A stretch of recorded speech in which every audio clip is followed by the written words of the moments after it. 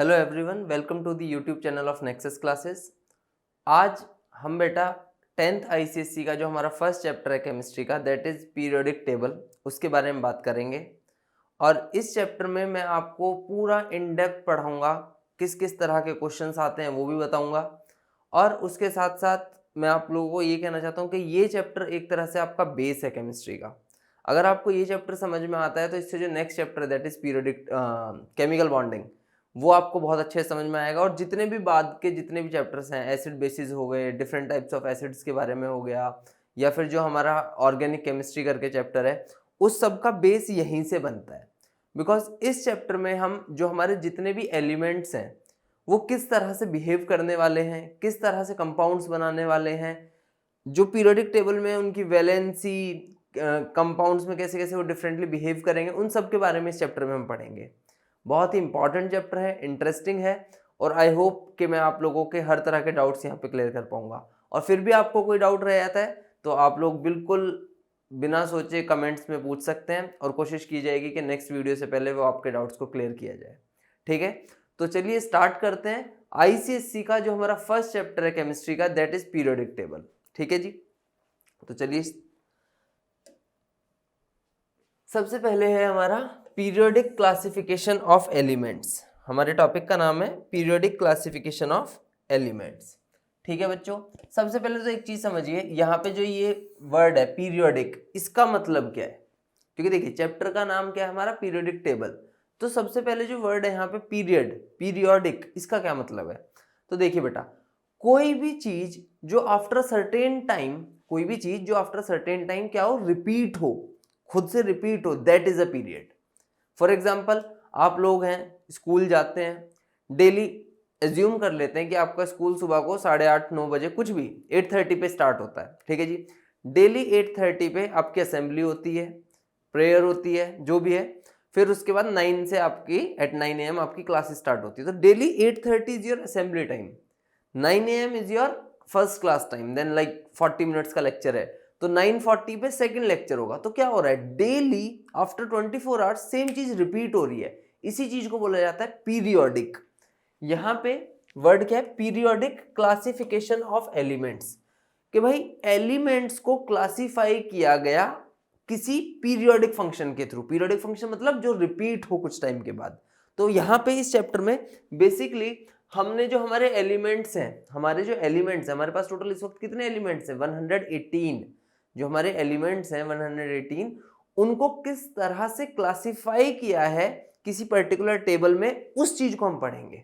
ठीक है जी, तो यहाँ पे पीरियोडिक क्लासिफिकेशन ऑफ एलिमेंट्स का बेसिक मतलब हमारा यही है कि भाई किस तरह से हमने अपने टोटल जो हमारे एलिमेंट्स हैं उनको क्लासिफाई किया गया अलग अलग पीरियड्स में। ठीक है जी, पीरियड्स का क्या मतलब है कि आफ्टर सर्टेन टाइम सेम चीज का रिपीट होना। ठीक है, तो इस चैप्टर में हमने यही पढ़ना है कि जो हमारे एलिमेंट्स हैं उनको किस तरह से क्लासिफाई किया गया on the basis of their like physical properties और केमिकल प्रॉपर्टीज। ठीक है, क्योंकि देखो एक छोटी चीज है यहाँ पे इस चैप्टर में, जो सबसे मेन मुद्दा है ना, वो समझने वाली बात ये है, हमारे पास 118 एलिमेंट है। मान लेते हैं आपकी क्लास में 118 स्टूडेंट्स हो, सही है।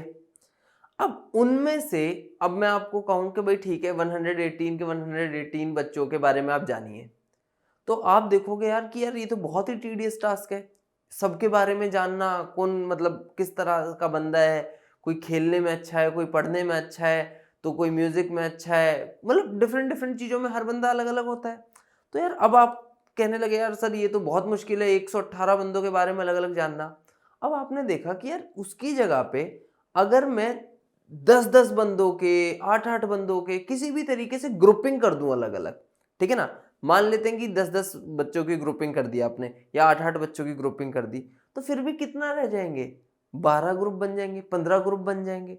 तो अब आपको 12 ग्रुप या 15 ग्रुप के बारे में जानना रहेगा। मान लीजिए कुछ क्रिकेट खेलते हैं, बहुत अच्छा क्रिकेट खेलते हैं, तो भाई ये 10 बच्चे वो हैं जो अच्छा क्रिकेट खेलते हैं, ये 10 बच्चे वो हैं जो फुटबॉल बहुत अच्छा खेलते हैं, ये 10 बच्चे वो हैं जो डांस बहुत अच्छा करते हैं, ये 10 बच्चे वो हैं जो पढ़ने में बहुत अच्छे हैं। तो हर किसी की ग्रुपिंग की गई अकॉर्डिंग टू देयर कैरेक्टरिस्टिक्स। इस चीज को ही हम यहाँ पे एक तरह से बोलेंगे कि एलिमेंट्स को हमने उनकी प्रॉपर्टीज के बेसिस पे एक टेबुलर फॉर्म में ले आए, और इसी चीज को हमें इस चैप्टर में पढ़ना है, दैट इज पीरियोडिक टेबल। सही है बच्चों, पीरियोडिक टेबल। तो इसमें हम सबसे पहले बात करेंगे हिस्ट्री ऑफ पीरियोडिक टेबल की। अब देखो भाई 118 एलिमेंट है हमारे पास आज करंटली। अब ऐसा तो है नहीं कि 118 के 118 फर्स्ट डे से ही हमें पता थे। ऐसा हो सकता है कि यार हमें कुछ उस स्टार्टिंग में पता हो, है ना, मतलब आज से 200 साल पहले मान लीजिए कि हमें सिर्फ 10 एलिमेंट्स के बारे में पता था, नहीं था ज़्यादा के बारे में पता। उसके बाद कुछ की डिस्कवरी हुई, ठीक है ना, कुछ की इन्वेंशन हुई कि भाई कुछ लैब्स में हमने बनाए, कुछ हमें अलग अलग जगहों पे पाए गए। तो एक ही दिन में तो हमें हर चीज़ नहीं पता लगी। तो हमने यहाँ पे सबसे पहले हम हिस्ट्री के बारे में पढ़ेंगे पीरियोडिक टेबल की। पीरियड वर्ड का मतलब आई होप आपको पता है। अब हम स्टार्टिंग से कि भाई सबसे पहले क्या बात की गई होगी, किसी ने भी क्या इंट्रो किया होगा कि हाँ यार ये एलिमेंट्स हैं, ये इस तरह के होते हैं, इस सब के बारे में। ठीक है जी। तो हिस्ट्री में जो सबसे पहले साइंटिस्ट थे जिन्होंने कुछ भी बताया था एलिमेंट्स के बारे में, जिन्होंने कुछ भी बताया था, उनका नाम था डॉबर्नियर। डॉबर्नियर साहब थे। ठीक है जी। डॉबर्नियर साहब ने क्या कहा, डॉबर्नियर साहब ने क्या कहा, देखो इनके नाम से ये डॉबर्नियर ट्राइड्स। ट्राई का मतलब 3, कोई चीज है 3 से रिलेटेड है, ट्राइड्स 3। डॉबर्नियर साहब ने क्या किया, बहुत सिंपल सा काम किया इन्होंने।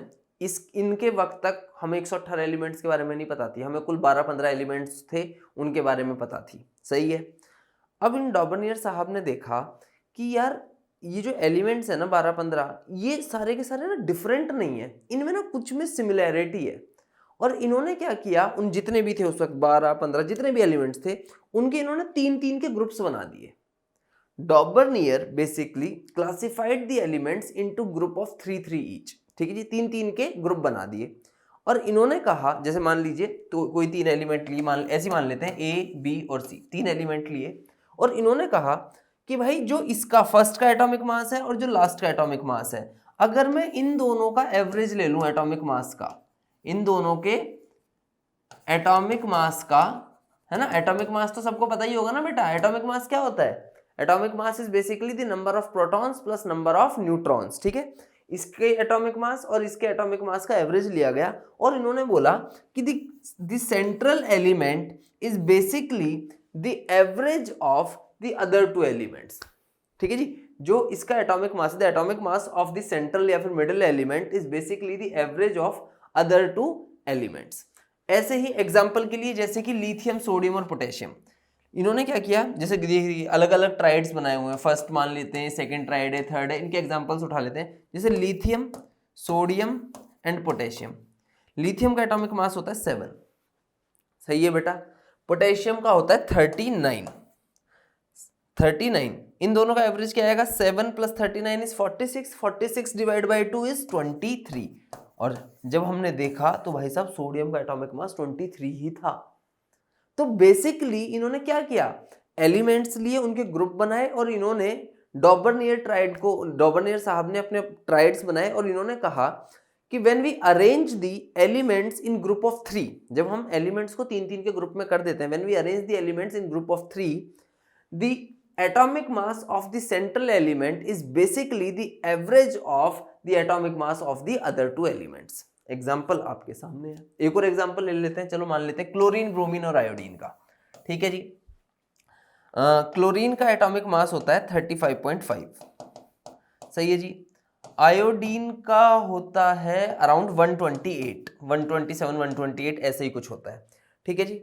अब जो ब्रोमीन का एटॉमिक मास है that is 79 point something, around 80 मान लेते हैं। ठीक है। अब दोनों का एवरेज देखो, अब देखो करेक्ट नहीं है, आसपास उसके था, ऐसा नहीं है कि हर किसी का एकदम एग्जैक्ट आएगा जैसे इसमें आ गया। इन दोनों का भी अगर हम देखेंगे 128 + 35 130, 163, 163 डिवाइड बाई 2 इज अराउंड 81.5 के आसपास जो इसका एवरेज निकला। और देखिए ये कितना है 80, तो ऑलमोस्ट उसी के आसपास आया। ये बात कही थी किसने, डॉबर्नियर साहब ने। सही है। तो सबसे पहले डॉबर्नियर साहब ने 3-3 की ग्रुपिंग कर दी, जिसमें कहा गया कि भाई पहले एलिमेंट का एटॉमिक मास, तीसरे का एटॉमिक मास का एवरेज लो, और जो मिडिल में एलिमेंट होगा उसका एटॉमिक मास या तो करेक्ट या फिर उसके आसपास होगा। सही है जी, इट वॉज दैट सिंपल। ठीक है जी। डॉबर्नियर साहब के बाद हुआ क्या कि कुछ और एलिमेंट्स आए होंगे जो मतलब डिस्कवर हुए, कुछ बनाए गए, मतलब लैब में बने होंगे। तो अब इनकी जो डॉबनियर साहब की बात थी ना उसमें कमियां आने लगी। तो उसके बाद जो नए साइंटिस्ट आए उनका नाम था न्यूलैंड। उनका नाम क्या था? न्यूलैंड। न्यूलैंड साहब ने क्या किया, इन्होंने देखा कि इन्होंने ना एक तरह से एलिमेंट्स लगाए और इन्होंने देखा कि जो एवरी 8th एलिमेंट, जैसे मान लीजिए हमारे पास टोटल मान लेते हैं कि 50 एलिमेंट है, ये 10 एलिमेंट है, 20 एलिमेंट है, जो भी कुछ है, कि इन्होंने क्या किया कि भाई पहले जैसे इनके टाइम तक आई थिंक 56 एलिमेंट डिस्कवर हो चुके थे।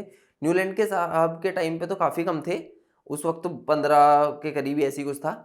जो ये न्यूलैंड साहब थे इनके टाइम तक अराउंड 56 एलिमेंट हो चुके थे डिस्कवर, और बाकी हमें कोई उस नंबर से कोई इतने इंपॉर्टेंट नहीं है। मेन जो चीज़ इन्होंने कही कि इन्होंने ना एलिमेंट्स को लगाया इंक्रीजिंग एटॉमिक मास में।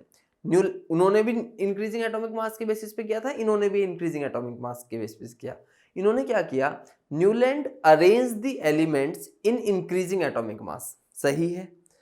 और इन्होंने क्या कहा कि एवरी 8th एलिमेंट, जैसे पहला एलिमेंट है उसके बाद जो 8th एलिमेंट होगा, every 8th element like first के जैसा सेम 8th, सेकंड के जैसा सेम 9th, थर्ड के जैसा 10th, इस तरह से every 8th element will show the similar properties as the first if elements are arranged in increasing atomic mass. atomic mass के अगर हम increasing order में लगाएंगे एलिमेंट्स को तो every 8th element will show the similar properties। और इनकी बातें काफी हद तक सही भी।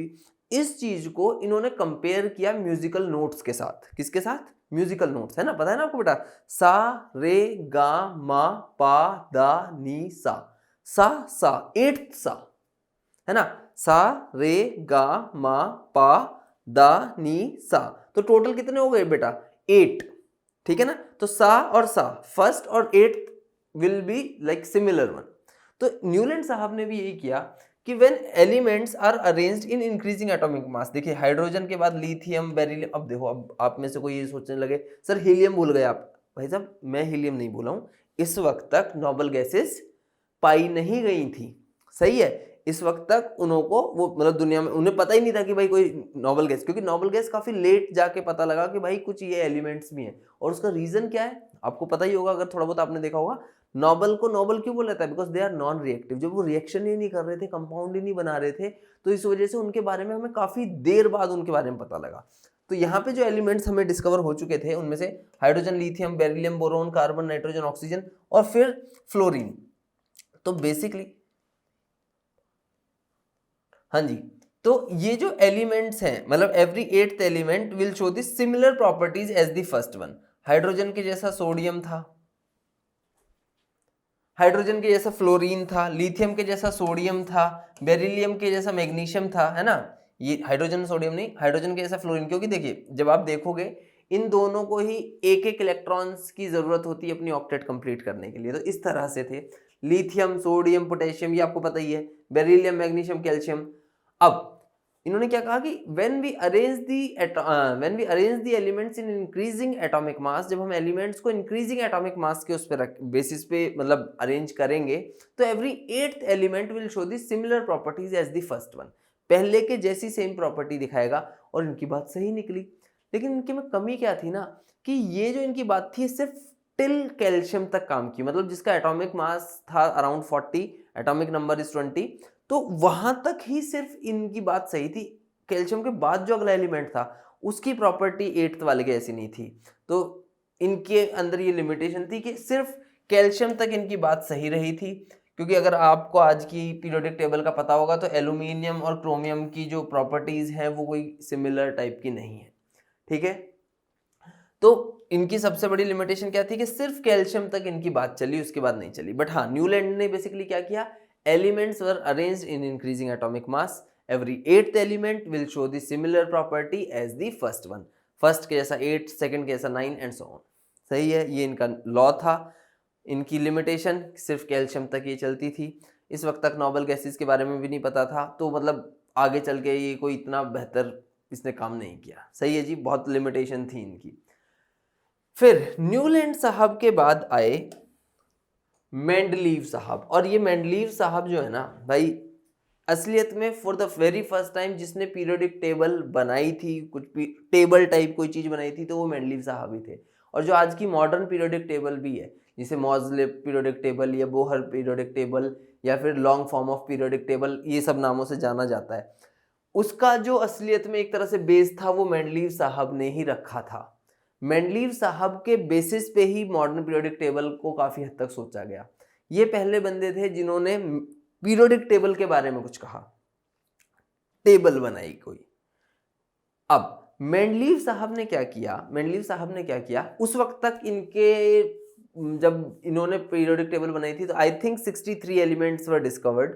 उस वक्त तक 63 एलिमेंट्स डिस्कवर हो चुके थे और ये पहले इंसान थे जिन्होंने एक टेबल टाइप चीज बनाई, ठीक है ना। जैसे पहले वालों ने तो 3-3 के ट्राइड बना दिए थे, डॉबरनियर ने, न्यूलैंड साहब ने बोला कि 8वां सेम है, इन्होंने टेबल बनाई।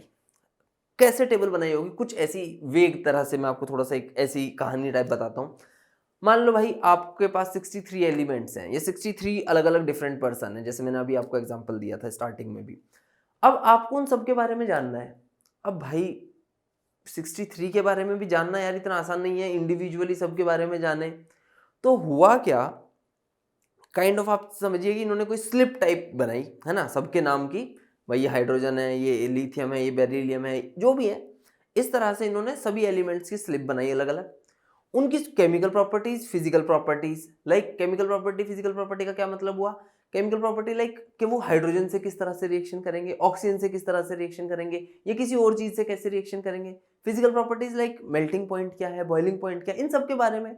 जनरली सॉलिड्स हैं, लिक्विड्स हैं, स्टेट्स लिख ली।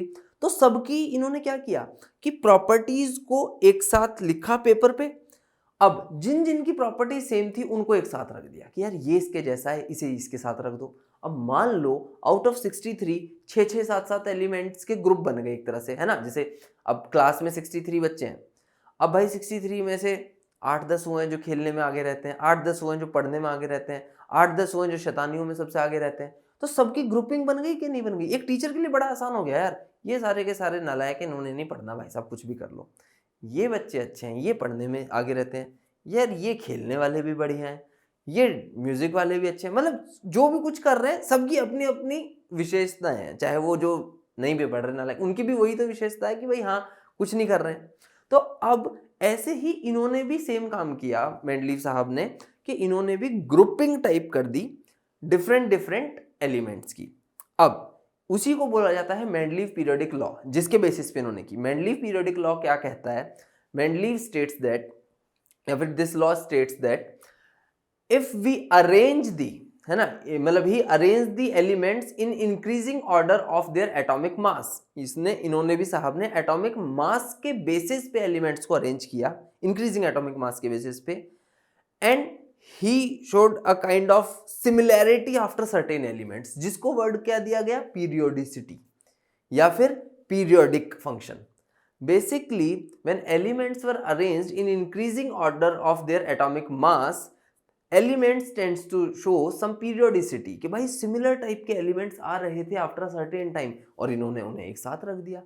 अब उसका रीजन क्या था क्या नहीं था उसके बारे में यहाँ पे बहुत बात नहीं की गई थी, बट ये उनकी पीरियोडिक टेबल थी। इसमें बेसिकली देखिए ये 8 ग्रुप्स थे, 8 ग्रुप्स। ये ग्रुप्स जो है ना, एक तरह से आप ये समझिए कि एक ग्रुप के अंदर जो एलिमेंट्स हैं वो सिमिलर टाइप के हैं।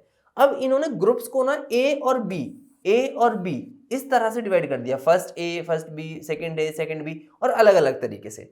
यहाँ पे देखिए ये लिखा हुआ है R2O, RH, RO, RH4। ये बेसिकली कुछ नहीं है, ये एक तरीके से इन्होंने हाइड्रोजन मतलब सॉरी एलिमेंट की रिएक्शन ऑक्सीजन के साथ हाइड्रोजन के साथ देखी।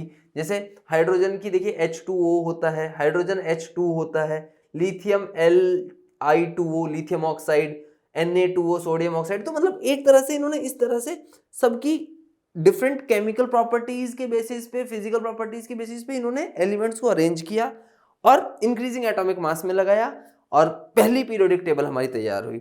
हालांकि ऐसा नहीं है कि ये बिल्कुल सही थी, बट हाँ for the very first time periodic word आया। ठीक है जी, काफी इंपॉर्टेंट है ये पीरियोडिक टेबल भी। इसकी कमियां क्या थी, सबसे पहली जो इसकी लिमिटेशन थी, देखो सबसे पहले तो इसकी पहले अचीवमेंट की बात करते हैं फिर लिमिटेशंस पे आते हैं। इनकी अचीवमेंट जो सबसे बड़ी थी, इन्होंने साहब ने क्या किया, इन्होंने कुछ जगहें छोड़ दी। फॉर एग्जाम्पल मान लीजिए कि कैल्शियम के नीचे यहाँ देखिए, यहाँ पे मतलब जिंक और ये सेकंड के ए ग्रुप में नीचे जो है ये वाला पार्ट खाली छोड़ दिया। इन्होंने देखो पोजीशन छोड़ी हुई थी, समझ रहे हो, इन्होंने काफी जगहों पे पोजीशनिंग छोड़ी हुई थी और इन्होंने कहा कि भाई साहब in near future elements discover होंगे जिनकी प्रॉपर्टी सेम इसी टाइप की होगी जो हमें आज नहीं पता है, बट देखना वो यहीं पे आके फिक्स इन होंगे। और जो कि बात इनकी सही निकली, he predicted the elements which will get discovered in the future, और जो इन्होंने की प्रेडिक्शन थी वो सही निकली। तो इनकी सबसे बड़ी अचीवमेंट तो यही थी। सही है जी।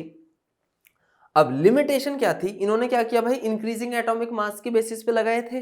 तो भाई मतलब एक तरफ से जो नेक्स्ट होगा उसका एटॉमिक मास ज्यादा होना चाहिए, बट यहाँ पे देखिए कोबाल्ट और निकल में कोबाल्ट का एटॉमिक मास है 58.93, जबकि इसका कितना है 58.71। जिसका कम है उसको बाद में पोजीशनिंग दी गई बिकॉज प्रॉपर्टीज डिफरेंट होंगी, बट इन्होंने तो इंक्रीजिंग एटॉमिक मास बोला, तो ये इनकी लिमिटेशन थी, कोई बड़ी बात नहीं है। दूसरी चीज, हाइड्रोजन की जो पोजीशन है, जो हाइड्रोजन की पोजीशन है, ये कह रहे हैं यहां पे रखिए। कुछ साइंटिस्टों ने कहा कि भाई साहब उन्हें इस जगह पे रखिए 7th के ए ग्रुप में, क्योंकि फ्लोरीन क्लोरीन जैसी वो दिखाता है प्रॉपर्टीज, हाइड्रोजन की भी कुछ प्रॉपर्टीज वैसी है। For example both are gases, है ना। हाइड्रोजन क्या है, एक नॉन मेटल है, तो नॉन मेटल में रखिए, आप तो मेटल्स के बीच में रख दे रहे हैं। देखिए lithium, sodium, potassium, copper, rubidium, इन सब में तो इनकी एक हाइड्रोजन की पोजीशन की कमी थी बहुत ज्यादा। एक ऐसा भी हुआ कि जिसका एटॉमिक मास ज्यादा था उसको पोजीशन पहले दी गई एज कंपेयर टू जिसका एटॉमिक मास कम था, तो एक यहाँ पे भी इनकी कमी निकली, हाइड्रोजन की पोजीशन। दूसरी चीज, इंक्रीजिंग एटॉमिक मास के बेसिस पे है। किसके बेसिस पे है ये पीरियोडिक टेबल, इंक्रीजिंग एटॉमिक मास के बेसिस पे। तो कहा गया कि भाई फिर आइसोटॉप्स को भी पोजीशन दीजिए। अगर आप लोगों को आइसोटॉप्स नहीं पता है, आइसोटॉप्स तो मैं बता देता हूं। आइसोटॉप्स क्या होते हैं बेटा, एक ही एलिमेंट के डिफरेंट डिफरेंट टाइप के एटम्स। जैसे फॉर एग्जांपल हाइड्रोजन के हमारे पास 3 आइसोटॉप हैं, हाइड्रोजन के हमारे पास 3 आइसोटॉप हैं, that is 1H1, 1H2, 1H3। ये शायद आपने 9th क्लास में पढ़ा होगा थोड़ा बहुत, जिसमें कि 1H1 मतलब हाइड्रोजन विद 1 एटॉमिक, देखो एटॉमिक नंबर तीनों में सेम है।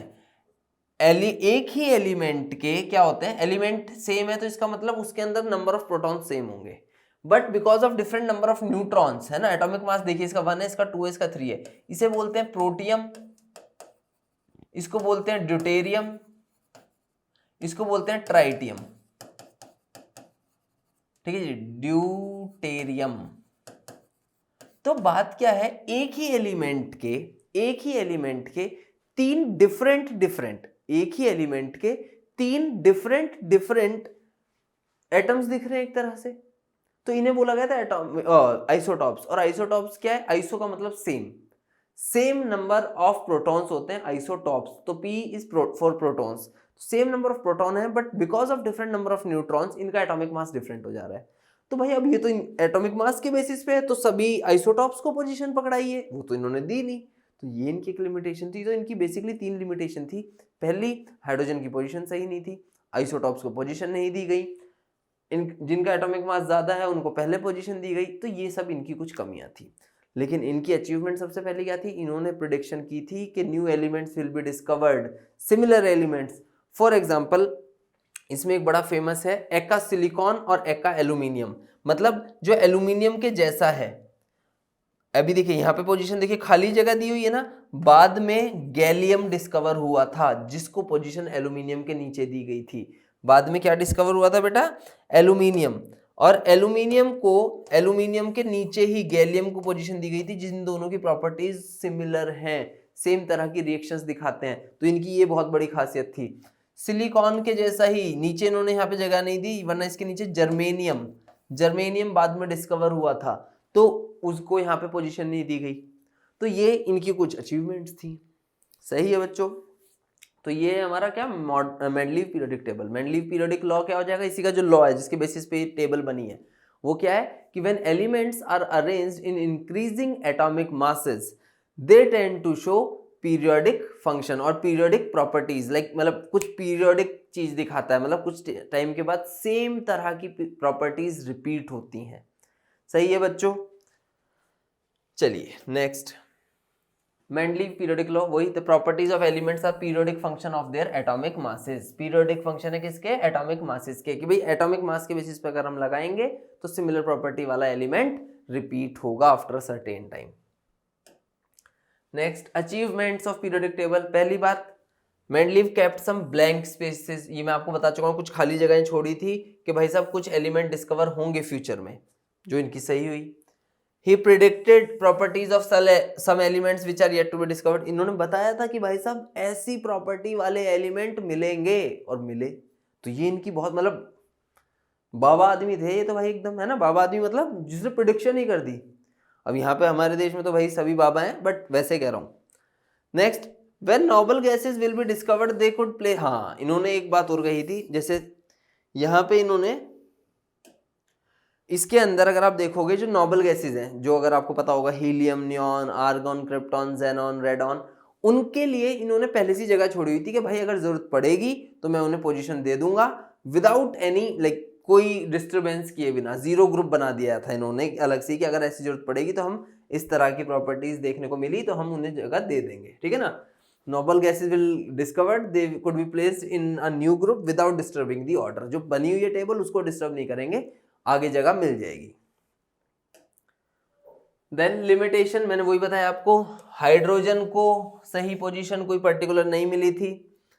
इंक्रीजिंग एटॉमिक मास के बेसिस पे जब लगाए गए तो कुछ को मतलब इस ट्रेंड को स्ट्रिक्टली नहीं फॉलो किया गया था, जैसे कि कोबाल्ट और निकेल, मैंने आपको बताया ही अभी, है ना।